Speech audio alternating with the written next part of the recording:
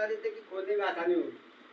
और जिनके पास बाइबल नहीं हो बाइबल खरीद लें, क्योंकि बाइबल जब लेके आएंगे कभी भाई बताएंगे कभी जब पढ़ पाएंगे, तो बाइबल जरूर ले लें। जिसके पास नहीं बाइबल लेके आए, क्योंकि प्रभु यीशु मसीह कुछ चर्चों में ये पाबंदी है कि मोबाइल चलाना मना है। अमोस दास भी जब प्रचार करते पास्टर जी वो भी ये कहते हैं चर्च में मोबाइल नहीं चलना चाहिए। बाइबल बाइबल है, इतना वजन नहीं है कि बाइबल को उठा के ला ना सके। हमें शर्म लगती है कि बाइबल लेके जाएंगे, कोई कहेगा ईसाई बन गया। यीशु मसीह कहते मेरे साथ चल लो, शर्म आ रही तुमको। अब जो तुम्हारा काम होता तो कहते ये काम हो जाए। हमारे लिए बाइबल नहीं ला सकते हो चर्च में, तो सबसे पहले आप बाइबल लाए। बाइबल नहीं जिसके पास पास्टर जी से मुलाकात करो, पास्टर जी से वो अपने दिलवाएंगे, कहीं से भी जहाँ से भी दिलवाएं। तो मत्ती 7:24 इसे प्रभु जी एक बात बता रहे हैं, इसलिए जो कोई मेरी ये बातें सुनकर उन्हें मानता है वो उस बुद्धिमान मनुष्य के नाई ठहरेगा जिसने अपना घर चट्टान पर बनाया। 27 तक पढ़ेंगे पूरा। और मैं वर्षा और बाढ़ें आई और आंधियां चली और उस पर टक्करें लगी, परंतु वह नहीं गिरा क्योंकि उसकी नींव चट्टान पर डाली गई थी। इसलिए परंतु जो कोई मेरी ये बातें सुनता और उन पर चलता वो बुद्धिमान मनुष्य की नाई ठहरेगा जिसने अपना घर बालू पर बनाया। और मैं वर्षा और बाढ़ें आई और आंधियां चली और उस घर पर टक्करें लगी और वो गिरकर सत्यानाश हो गया। सबको जय मसीह की। जय मसीह। परमेश्वर ने इसमें दो बातें बताई कि आप कैसा घर बनाना चाहते हैं, चट्टान पे बनाना चाहते हैं कि बालू पे बनाना चाहते हैं। तो परमेश्वर यही चाहते हैं जो हमारे लोग उनका सारे लोगों का मकान चट्टान पे हो। चट्टान का मकान बनने का मतलब वो बहुत मजबूत होता है, कभी गिरेगा। बालू पे नहीं बनवाएंगे। हमारे जो प्रभु जी है नहीं चाहते कि हमारे कोई भी शख्स का मकान बालू बने। तो परमेश्वर इसमें बता रहे हैं, इसलिए जो कोई मेरी ये बातें सुनकर उन्हें मानता है वह उस बुद्धिमान मनुष्य के समान ठहरेगा जिसने अपना घर चट्टान पर बनाया। और मैं वर्षा और बाढ़ें आई और आंधियां चली और उस घर से टकराई, फिर भी वह नहीं गिरा क्योंकि उसकी नींव कहाँ पर थी? चट्टान पर। परमेश्वर ने कहा जो मेरे लोग हैं उनका मकान हमेशा कहाँ बनेगा? चट्टान पे। तो जब हम लोग घर बनाते तो हम लोग क्या करते हैं, उसके लिए कुछ मटेरियल चाहिए होता है। भाई सीमेंट लाते हैं, मोरम लाते हैं, और फिर इसको हम लोग क्या करते हैं, मिलाते हैं, गिट्टी भी आती, सरिया आती, बहुत सामान होता है। तो इसके बाद बिस्ट करते हैं, फिर इसको बनाते, नींव खोदते हैं, तब मकान क्या होता है? मजबूत। हम लोग सोचते हैं ज़्यादा गहरा नींव खोदेंगे तो मजबूत रहेगा, तो क्या है वो चट्टान पर घर बनेगा। लेकिन परमेश्वर इसमें वचन में कुछ मटेरियल अपना बता रहे हैं कि कैसे मकान बनेगा। कुछ प्रभु जी ने अपना मटेरियल इसमें बताना चाहे, हम उसको भी देखेंगे क्या क्या सामान प्रभु जी चाहते हैं कि हम उस मकान में डालें। हम लोग निकालेंगे यहेजकेल और उसका 16 वचन, पेज नंबर 983, 16:9। इसमें लिखा हुआ है, तब मैंने तुझे जल से नहलाकर तुझ पर से लहू धो दिया। जब प्रभु के भवन में आते हैं तो हम गंदे रहते हैं। गंदे का मतलब हमारे विचार, हमारे काम सब गंदे रहते हैं जब प्रभु को नहीं जानते। और जब परमेश्वर में आते हैं तो प्रभु जी बता रहे हैं, तब मैंने तुझे जल से नहलाकर तुझ पर से लहू धो दिया। जब प्रभु के पास आते हैं तो प्रभु यीशु मसीह हमको धुल देता है, सारी गंदगी हमारी निकाल देता है। उसके बाद प्रभु जी इसमें आगे बता रहे हैं, और तेरे देह पर तेल मला। प्रभु यीशु मसीह की जब सामर्थ आती है तो क्या एक तेल की तरह प्रभु यीशु मसीह हम लोग को यूज करता है, पूरे शरीर पे तेल लगा देता है जिसमें अब अच्छे रहो। और आगे प्रभु जी इसमें बता रहे हैं, ये मकान बनाने का सामान है, क्या क्या सामान लगता है इसमें। और तेरी देह पर तेल मला, फिर मैंने तुझे बूटेदार वस्त्र और शीशों के चमड़े की जूतियां पहनाई, और तेरी कमर में सूत सन बांधा, और तुझे रेशमी कपड़ा उड़ाया। तब मैंने तेरा श्रृंगार किया, और तेरे हाथों में चूड़ियां और तेरे गले में हार पहनाया। परमेश्वर कहते तेरे हाथ में चूड़ियां और तेरे गले में क्या हार। प्रभु ये सब चीज जो देने के लिए बता रहे हैं, सामर्थ, बुद्धि, ज्ञान, ये सब चीजें हम क्या करते हैं जब चर्च में आते हैं तो परमेश्वर में देता है। इसी सब चीजों से आपका मकान बनेगा, आपका जीवन अच्छा रहेगा, मजबूत रहेगा। मकान का मतलब जीवन, आपका दुनिया, आपका परिवार, घर। और इसमें आगे प्रभु जी एक बात और बता रहे 11 वचन में, तब मैंने तेरा श्रृंगार किया और तेरे हाथों में चूड़ियां और तेरे गले में हार पहनाया। फिर मैंने तेरी नाक में नथ और तेरे कानों में बालियां पहनाई, और तेरे सिर पर शोभायमान मुकुट धरा। जब चर्च में आते हैं तो हमारी सारी दिक्कत दूर हो जाती है और परमेश्वर हमारे सर पे मुकुट रखता है। मुकुट का मतलब जब आप प्रार्थना में आते हैं तो धीमे धीमे आपकी परिस्थितियां बदल जाती हैं। आपके मोहल्ले वाले अपने रिश्तेदार आपके कहेंगे भाई कहाँ जाते हो, पहले तो इतनी दिक्कत थी, अब अच्छे हो गए, लड़ाई झगड़ा आपके घर से कम हो गया, आपने पीना कम कर दिया। तो इसलिए क्या होता है कि हमारा अच्छा होने लगता है सबके लिए। मुकुट जो प्रभु जी आपको आशीष देते, सामर्थ्य देते हैं, उससे क्या होता है, एक मुकुट की तरह आपके ऊपर वो ठहर जाता है। और इसमें आगे लिखा हुआ है, तेरे आभूषण सोने चांदी के और तेरे वस्त्र सूक्ष्म रेशम और बूटेदार कपड़े के बने। फिर तेरा भोजन मैदा मधु और तेल हुआ और तू अत्यंत सुंदर वरन रानी होने के योग हो गई। जब प्रभु में हम अच्छी तरह से चलते हैं तो हमारी लोग भी तारीफ करते हैं। वचन में देखिए लिखा हुआ है, मनुष्य को परमेश्वर का दोनों का अनुग्रह नहीं पाएगा। कब पाएगा? जो अपना घर चट्टान पे बनाएगा, तब दोनों का अनुग्रह मिलेगा। और परमेश्वर इसमें आगे बता रहे हैं 14 वचन में, तेरी सुंदरता की कीर्ति अन्य जातियों में फैल गई, क्योंकि वह प्रताप उस प्रताप के कारण जो मैंने अपनी ओर से तुझे दिया था। तू अत्यंत सुंदर थी और प्रभु यहोवा की वही वाणी है। परमेश्वर के जब मेरे भवन में लोग आते हैं तो उनको सुंदर बनाते हैं और बिल्कुल अच्छे हो जाते हैं। जैसे इसमें लास्ट वचन में प्रभु बता रहे हैं, तू अत्यंत सुंदर थी, प्रभु यहोवा की यही वाणी है। परमेश्वर कह रहे हैं अपने लोगों को बिल्कुल सुंदर बनाते, बहुत अच्छा बनाते। परमेश्वर सुंदरता ये नहीं बता रहा कि गोरा की काला आदमी है, कैसे कपड़े पहने हुए। परमेश्वर आपके मन की सुंदरता की बात कर रहा। आपके मन में प्रभु के लिए कितनी जगह है, कितनी बातों को आप परमेश्वर की मानते हैं, वही सुंदरता है। ये नहीं कि हमने खूब अच्छे कपड़े पहन लिए, खूब अपना मेकअप कर लिया, बहुत बढ़िया चमक रहे हैं, बढ़िया दाढ़ी बना लिया, बाल खींच लिया, वाह हम तो हीरो लग रहे हैं, लेकिन अंदर प्रभु के लिए जगह नहीं है, तो हम क्या हीरो हैं? हीरो नहीं है। जब प्रभु आपको भरेगा सामर्थ्य से, जब परमेश्वर कपड़े पहनोगे, जब आपका मकान चट्टान में बनता है, आप हीरो बनोगे। इसी तरह से आपने देखा होगा, इसमें पढ़ा होगा सुलेमान की कहानी। सुलेमान ने भी अपना घर कहाँ बनाया? चट्टान पे। सुलेमान पहले लड़का था, फिर बड़ा बहुत छोटी सी उम्र में वो राजा बन गया। उसके बाद में सुलेमान को परमेश्वर ने दर्शन दिया, एक बार नहीं 2 बार। जब आप प्रभु से लगाओगे, अपना दिल का दिल मिलाओगे, तो आपको प्रभु दर्शन देगा। एक बार नहीं 2 बार दर्शन दे सकता है वो। एक बार की बात छोड़ो, आप दिल लगाने की जरूरत है। अपना घर देखना कि हमारा घर बना कहाँ है, चट्टान पे बना कि बालू पे बना। और परमेश्वर ने सुलेमान से एक बात कही थी कि अगर तू, तेरा खानदान मेरी विधियों पे चलता रहेगा तो इसी तरह से आशीष हम तुम्हें देंगे और बढ़ाते चले जाएंगे। उन विधियों से हटना नहीं, मेरी बातों को अगर मानोगे तो आपको आशीष मिलेगी। अगर चर्च में आ रहे हैं, जा रहे हैं, मेरी बातों को नहीं मान रहे तो कोई फायदा नहीं आपको आने से। आपके काम वही गंदे हैं, वही सर हर चीज आप गंदी कर रहे हो। प्रभु के चर्च में भी आ रहे हो तो प्रभु कह रहा है मेरे आना बेकार है। आ रहे हो फिर कह रहे हो आशीष नहीं मिल रही है। मोहल्ले वाले, भाई मोहल्ले वाले भी ताना मारेंगे, लोग चर्च जाते हैं, देखो आशीष ही नहीं है, घर में रोज लड़ाई होती है, रोज झगड़ा होता है। देखते कहाँ, कहीं वहाँ खड़े हैं, कहीं वहाँ खड़े हैं, आप समझ लेते हैं कहाँ खड़े हैं। प्रभु कह रहा है कोई फायदा नहीं, मेरे नाम को बदनाम मत करो। इसलिए परमेश्वर ने सुलेमान से कहा कि तुम और तुम्हारे परिवार के लोग अगर मेरी विधियों पर चलोगे तो आशीष मिलेगी। और परमेश्वर ने कुछ लोगों से बताया था कि उन लड़कियों के साथ शादी मत करना, सुलेमान से कहा था। सुलेमान ने उन्हीं से शादी किया जिनके लिए परमेश्वर ने मना किया था। और आपको मालूम होगा सुलेमान की कितनी पत्नियां थी?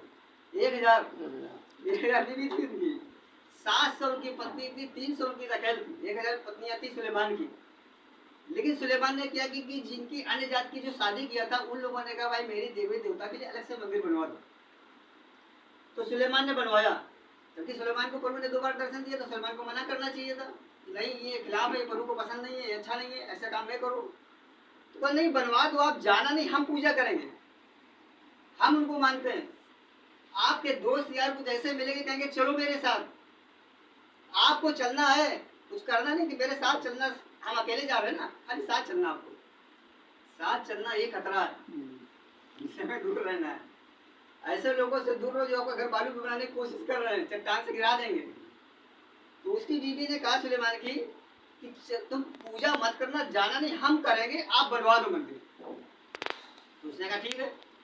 फिर बाद में धीमे धीमे क्या हुआ कि आप दोस्तों के साथ जाएंगे, वो आपको मन बदल देंगे। नहीं भाई, हमारी दोस्ती से हम बचपन में जब स्कूल जाते थे, एक मेरा दोस्त था बहुत सगा, वो खाता था मैनपुरी। कहता था भाई तू मेरे दोस्त हो तो मैनपुरी खाओ। हमने भी, हम तो खाते नहीं है, आप दोस्त हो चाहे भाग जाओ चाहे रहो, हम नहीं खाते, नहीं खाते। क्योंकि हमारे पिताजी थे, हम लोग 4 भाई थे, कोई नशा नहीं करते थे, ना पिताजी करते थे ना हम लोग भाई लोग करते थे।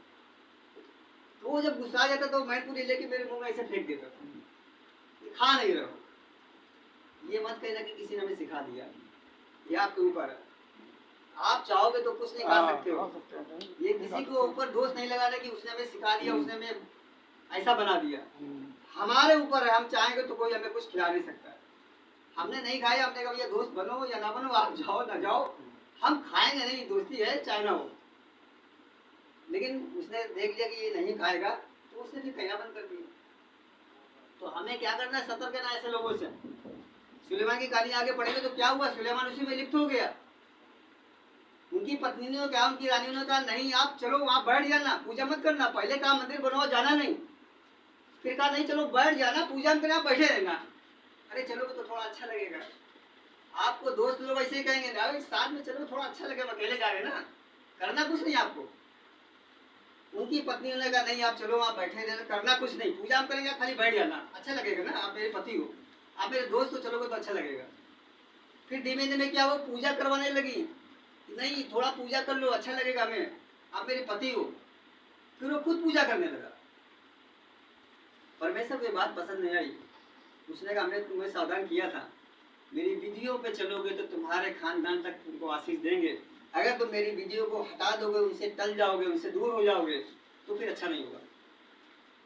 तो इसी तरह से आप बाद में इसमें जब पढ़ेंगे, परमेश्वर ने जिसको 2 बार दर्शन दिया, बुद्धि दिया, ज्ञान दिया, सामर्थ्य सब कुछ दिया, उसने लास्ट में अपना घर कहाँ बना दिया, बालू पे।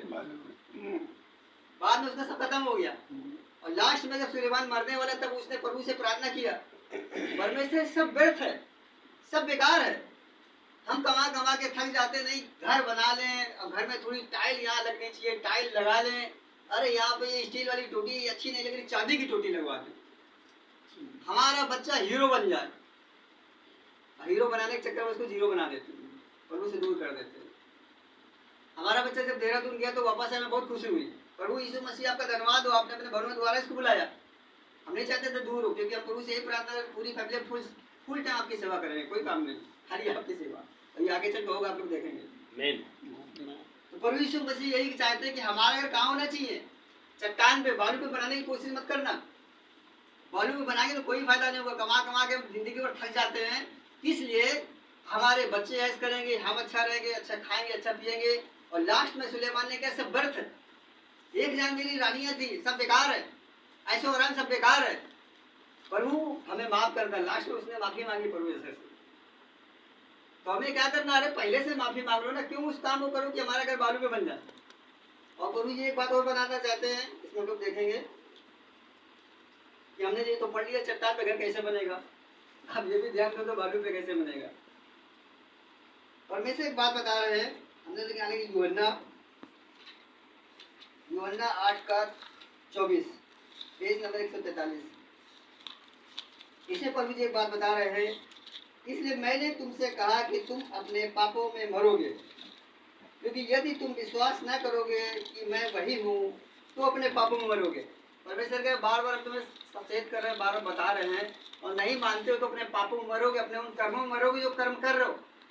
एक पादरी साहब थे, उनका चर्च चलता था, चर्च में खूब प्रार्थना करते थे, लोग चंगे होते थे, सब अच्छे होते थे, लेकिन अपने पुराने काम नहीं छोड़ रहे थे, पुराने काम नहीं छोड़ रहे थे, काम वही कर रहे थे। और चर्च में लोग कह रहे हाँ बहुत अच्छा पास्टर है, बहुत अच्छा है, ईमानदार है, बढ़िया चलता है। तो प्रभु जब नहीं सुधरोगे तो प्रभु अपने हिसाब से सुधारता है। वो पेंटर थे, तो उन्होंने क्या किया, एक जगह बैनर लगाना था, तो वहाँ पे बैनर लगाने गए, सीढ़ी पे चढ़े और बैनर लगा रहे थे, और पीछे बिजली का तार था, और पैर उनका थोड़ा सा छुआ, उसमें चिपक गए, धुआं निकलने लगा, जलने लगे। तो उन्होंने माफी मांगी, प्रभु माफ करो, हम आपके चर्च में ये सब करते थे, वो गलत काम भी गलत करते थे, काम वही करते थे जो हम नहीं छोड़ पा रहे थे, आपके सामने, लोगों के सामने बहुत अच्छे बने। जलने लगे तब उनको याद आया, तब उन्होंने माफी मांगी जब जलने लगे। प्रभु कहता है ऐसी दशा में मत जाओ, जलने लगो तब माफी मांगो। अरे पहले से मांग लो, काहे वो कर्म करो कि जल के हाथ पैर टूट गया, एक्सीडेंट हो गया, दोनों हाथ टूट गया, दोनों पैर टूट गया, माफी मांग रहे हैं, प्रभु माफ कर दीजिए। किसी कर्म के बचे नहीं तो माफी मांगने से क्या फायदा, पहले सुधर जाओ ना।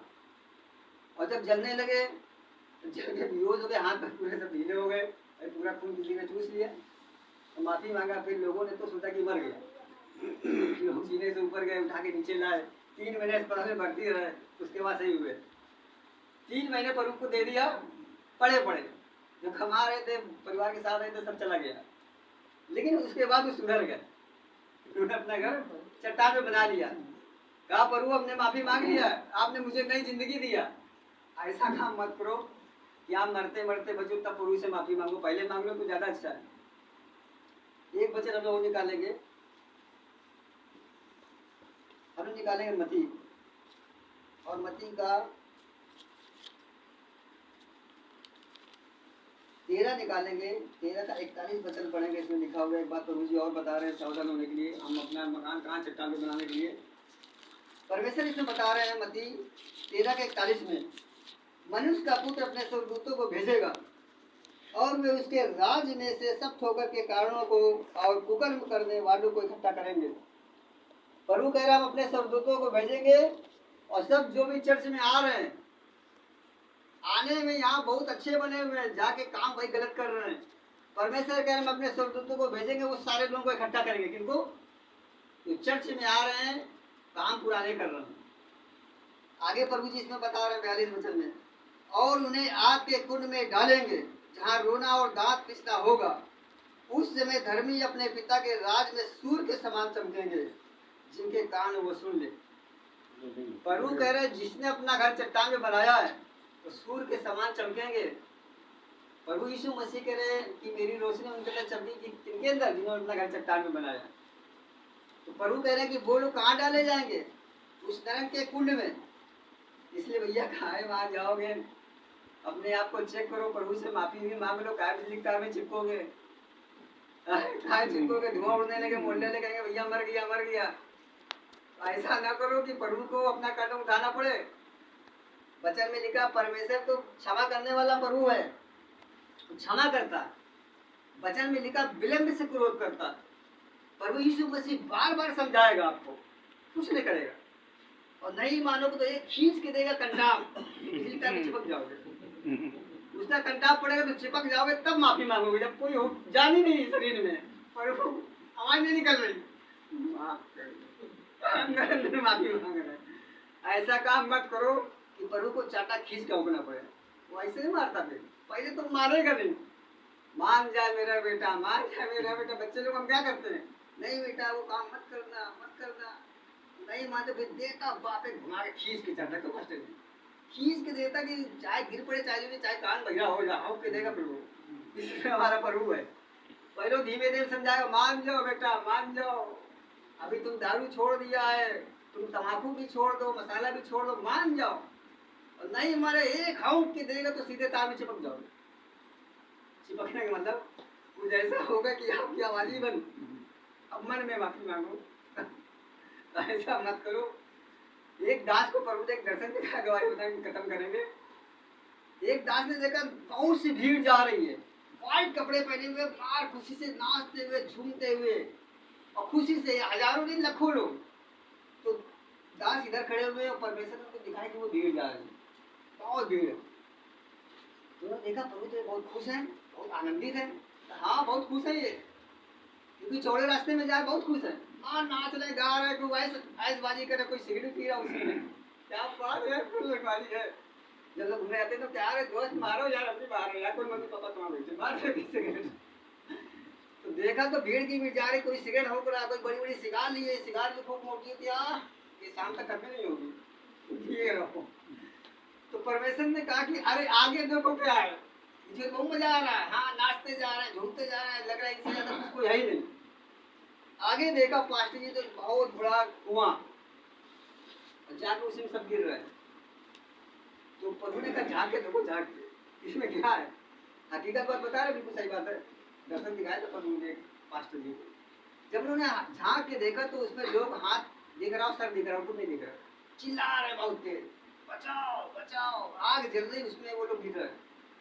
प्रभु कह रहा सब लोग वहीं जाओगे, अगर नहीं घर अपना चट्टान भी बनाया, नहीं सुधरे आज तो वहीं जाओगे, कोई नहीं बचा सकता है। देखने में तो बहुत अच्छे लगोगे, अरे बहुत सुंदर है, बहुत अच्छा है, सबका अच्छा कर रहा है, लेकिन जाओगे कहाँ? गड्ढे में। तो दास ने पूछा प्रभु से, प्रभु ये बताओ इनका बचाने का कोई तरीका है? कि ये ना जाए वहाँ पे, किसी तरह से बच जाए। और उन्होंने कहा एक तरीका है बचने का, अगर उस गड्ढे के जाने के पहले इन्होंने पश्चाताप कर लिया तो उस गड्ढे के बगल में आप ध्यान से देखो एक क्रूस बनेगा, तो गड्ढे में गिरने के बजाय जिसने पश्चाताप कर लिया उस क्रूस के द्वारा उस पार चला जाएगा, वो बच जाएगा। और वो कह रहे अभी मौका है, हमने तुम्हारे लिए क्रूस रखा हुआ है, अभी पश्चाताप कर लो, मेरे नाम को बदनाम ना करो, अपना घर कहाँ चट्टान में बना लो तो कभी गिरेगा नहीं, बालू पे मत बनाओ। आप चर्च आ भी रहे हो, सारे काम भी कर रहे हो और जा रहे हो तो क्या आशीष ही नहीं घर पे, वही लड़ाई झगड़ा वही सब कुछ। अरे अपने आप को चेक करो क्या दिक्कत है, क्यों हम उस गड्ढे में गिरने के लिए जा रहे हैं। इसलिए प्रभु कह रहे कि उस दिन को याद करो, तार में चिपकने की कोशिश मत करो, आवाज नहीं निकलेगी तब माफी मांगोगे। अरे आवाज निकल तब मांगो ना, अभी क्यों नहीं मांग रहे हो, अभी पश्चाताप कर लो। प्रभु कह रहे हमारा क्रूस तैयार है तुमको उस पार ले जाने के लिए, पश्चाताप करोगे तो उस पुल से आप निकल के चले जाओगे, उस जो टनल है जो गड्ढा है उसमें आप नहीं गिरोगे। हजारों हजार नहीं लाखों लोग गिर रहे हैं उसमें, क्योंकि प्रभु के वचन में साफ लिखा चौड़ा है वो मार्ग, तो सबको अच्छा लगता है, आपको अच्छा लगता है सकरा है वो मार्ग जो कुछ लोग मेरे राज्य में आएंगे। सकरा है, सकरे का मतलब सब छोड़ना है, और सब छोड़ नहीं सकते लोग, नहीं भैया कमाते हैं अपना, कमाते हैं, हम चार्ज नहीं करें तुमसे क्या मतलब, हम कमाते हैं, पसीना हमारा बहता तुम्हारा तो बहता नहीं, हम खा रहे पी रहे हैं, तुमसे क्या लेना देना। लेकिन प्रभु कहता है भैया बचा लो इन लोगों को। यीशु मसीह जब ऊपर से देखता है ना तो उसके आंसू निकलते हैं, इसलिए आंसू निकलते हैं, मेरे समझाने के बाद भी नहीं समझ रहे हैं। ये आंसू इसलिए निकलते हैं कि वही गड्ढे में गिरेंगे और नहीं समझ रहे हैं, समझा रहे नहीं समझ रहे। प्रभु कहता है हम बता रहे तब भी नहीं समझ रहे। हमने देखा बहुत से परिवार के परिवार प्रभु को जानते हुए नरक में जाने के लिए आए जा रहे हैं, नरक में मालूम सब है, सब मालूम है, परिवार का परिवार नरक में जा रहा है, परिवार का परिवार। पास्टर जी कई बार समझाने गए, ऐसे बहुत से परिवार होंगे, आओ भैया प्रार्थना में, सुन ही नहीं रहे। वचन में लिखा कान होते हुए बहरे हो जाएंगे, आँख होते हुए उनको दिखेगा नहीं, आप कितना भी समझाओ उनके समझ में नहीं आएगा। शैतान ने उनके कानों को बहरा कर दिया, उनकी आंखों को अंधा कर दिया, क्योंकि जब उनको भीड़ दिखाई तो उन्होंने कहा कि प्रभु ने इसके जरा आंखों को देखो। आंखों को देखा तो जितनी भीड़ जा रही थी सबकी आंखों में काली पट्टी बन गई, खाली इतना दिख रहा है कि सामने जाना है। तो उन्होंने बताया प्रभु ने कि इनकी आंखों को अंधा कर दिया, देवी देवता ने जिसकी पूजा करती अंधा कर दिया, इनकी आंखों पट्टी बंदी, उनको दिख ही नहीं रहा। इसलिए प्रभु कह रहे हैं कि वो पट्टी जब भी उतरेगी जब पश्चाताप करोगे। परिवार के परिवार जा रहे हैं नरक में, हम लोग वाइफ लोग जाते परिवार में, कई परिवारों में जाते हैं, इतना समझाओ समझते नहीं, और उनके बच्चे ने कहा हठीरे हो गए, सुनेंगे नहीं वो, चाहे जितना समझाओ मानेंगे नहीं अपने आगे, और लास्ट में कहाँ चले जाएंगे, उसी टनल में, उसी गड्ढे में। उसके बाद कोई बचाने वाला नहीं, कोई पश्चाताप नहीं, अनंत जीवन तक वहाँ ना मृत्यु है ना कोई आपको बचा सकता है, खाली रोना और दांत पीसना होगा, इसमें लिखा हो दांत पीसना, रोते रोगे फड़फड़ाते रहो, कोई नहीं बचा सकता। इसलिए अभी मौका है, प्रभु यीशु मसीह से पश्चाताप कर लो। और जो परिवार वाले नहीं आ रहे हैं, हमें उनको भी कोशिश करना है कि हम तो बच गए, बहुत अच्छा है। अरे अपने बच्चों को, अपने घर वालों को भी बचाना कि वो वहाँ पे जाके दांत न पीसें। भैया पापा तो बैठे स्वर्ग में, हम नरक में रो रहे हैं, तो कैसा अच्छा लगेगा। ये भैया हमारे साथ वाले पादरी साहब तो नरक में पड़े हुए, हम स्वर्ग में बैठे हैं, अच्छा लगेगा। अरे उनको हमें भी खींचना है कि हम भी ऊपर रहें। तो अभी मौका है, प्रभु कह रहा है अभी मौका, अभी पश्चाताप कर लो, घर अपना चट्टान में बना लो, बालू में बनाने की कोशिश ना करो, क्योंकि किसी का कोई भरोसा नहीं, कौन कहाँ जाएगा। हमारा भी भरोसा नहीं कि हम कहाँ जाएंगे। अपने कर्म अच्छे करोगे, वचन में क्या लिखा हुआ है, स्वर्गदूतों को भेजेंगे। अभी भी पश्चाताप कर लो, चेक कर लो कौन सी गलती मेरे अंदर है, तो उस गड्ढे में ना जाएं, हम वहाँ पे जाएं पर जहाँ से परमेश्वर चाहता है। तो इस वचन से सबको आशीष मिले, सबको जय मसीह।